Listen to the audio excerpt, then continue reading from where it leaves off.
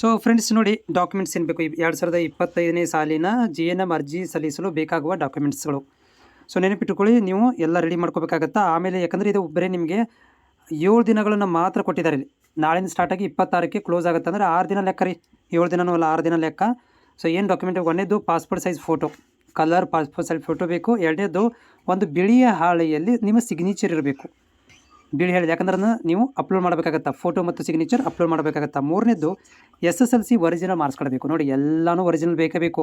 ನೀವು ನನಗೆ ಮತ್ತೆ ಕ್ವಶನ್ ಕೇಳಕ್ಕೆ ಹೋಗ್ಬೇಡ್ರಿ, ಜೆರಾಕ್ಸ್ ಇದೆ ನಡೀತದ ಅಂಥೇಳಿ. ಇಲ್ಲ, ಒರಿಜಿನಲ್ಲೇ ಬೇಕು. ಆಮೇಲೆ PUC ಮಾರ್ಕ್ಸ್ ಕಾರ್ಡ್ ಒರಿಜಿನಲ್ಲೇ ಬೇಕು. ಇಲ್ಲ ಸರ್, ನಾವು ಈ ವರ್ಷ ಫ್ರೆಶರ್ ಇದ್ದೀವಿ, 3ನೇ ಎಕ್ಸಾಮಲ್ಲಿ ಪಾಸ್ ಆಗಿದ್ದೀವಿ, ಇನ್ನೂ ಮಾರ್ಕ್ಸ್ ಕಾರ್ಡ್ ಬಂದಿಲ್ಲ ಅಂದರೆ ನಡೀತಿದೆ, ಅಂಥವ್ರಿಗೆ ಓಕೆ. ಹಳಬರಿಗೆ ಒರಿಜಿನಲ್ ಮಾರ್ಕ್ಸ್ ಕಾರ್ಡ್ ಇರಲೇಬೇಕು. ಆಮೇಲೆ ಇನ್ನೇದೇನಪ್ಪ ಅಂತಂದ್ರೆ ಕಾಸ್ಟ್ ಸರ್ಟಿಫಿಕೇಟ್, ಇದು ಕೂಡ ಒರಿಜಿನಲ್ಲೇ ಬೇಕು. ಓಕೆ. ಸೊ ಅದಾದಮೇಲೆ ಅಂತ ಏನಪ್ಪ ಅಂದ್ರೆ ಸ್ಟಡಿ ಸರ್ಟಿಫಿಕೇಟ್ ವೆರಿ ಇಂಪಾರ್ಟೆಂಟ್ ಇದೆ. ಸ್ಟಡಿ ಸರ್ಟಿಫಿಕೇಟ್ ಸ್ವಲ್ಪ ನಾನು ಡೀಟೇಲ್ಸಾಗಿ ಮಾಹಿತಿ ಕೊಡ್ತೇನೆ.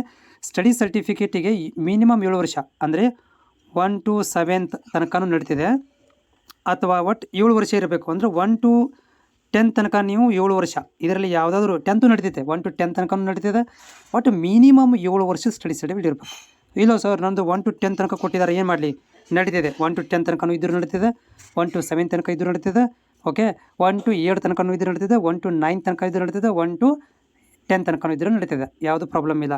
ಯಾವುದನ್ನು ತಗೋಬೇಕು ಸ್ಟಡಿ ಸರ್ಟಿಫಿಕೇಟ್ ಅಂತಂದರೆ, ಕನ್ನಡ ಮೀಡಿಯಮ್ ಇದ್ರೂ ನಡೀತಿದೆ, ರೂರಲ್ ಇದ್ರೂ ನಡೀತಿದೆ. ಇಲ್ಲ ಸಿಂಪಲ್ಲಾಗಿ ಜಸ್ಟ್ ವ್ಯಾಸಂಗ ಪ್ರಮಾಣ ಪತ್ರ ಅಂತ ಬರೆಸ್ಕೊಂಡು ನಡೀತಿದೆ.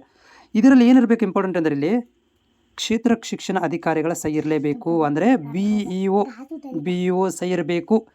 ಸೊ ಇದೆಲ್ಲ ಅಂದರೆ ಇನ್ವ್ಯಾಲಿಡ್ ಆಗುತ್ತೆ, ರಿಜೆಕ್ಟ್ ಆಗುತ್ತೆ ಅಪ್ಲಿಕೇಶನ್. BEO ಸಿಗ್ನೇಚರ್ ಬೇಕೇ ಬೇಕು.